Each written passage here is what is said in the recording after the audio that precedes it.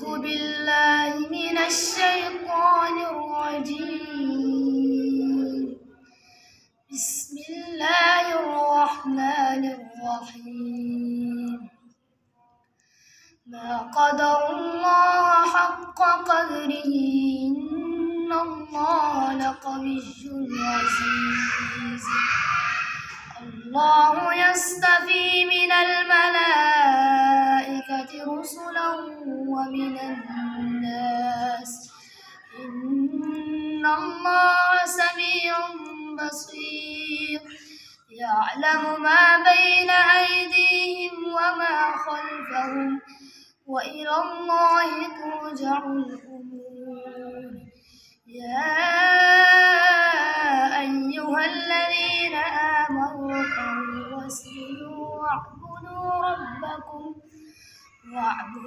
ربكم وافعلوا الخير لعلكم تفلحون.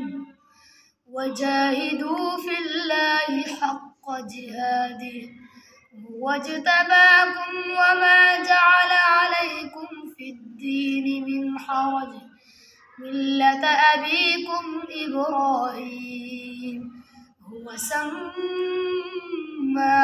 المسلمين من قبل وفي هذا ليكون الرسول شهيدا